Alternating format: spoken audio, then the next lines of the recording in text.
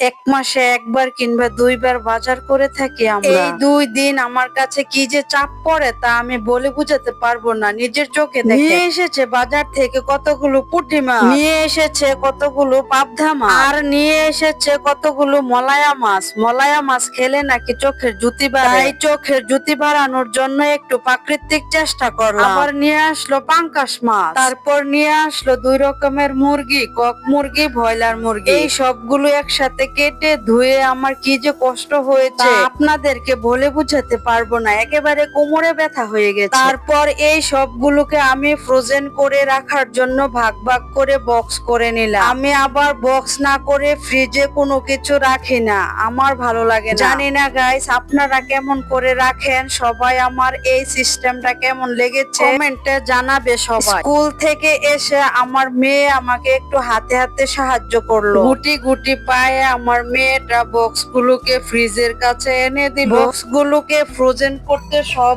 Box ফ্রিজে রাখা হয়ে গেল। সব বক্স ফ্রিজে রাখা হয়ে গেলে দরজাটা লাগিয়ে দিলাম। কেমন লাগলো আমার মিনি ব্লগটা জানাবে সবাই। ধন্যবাদ।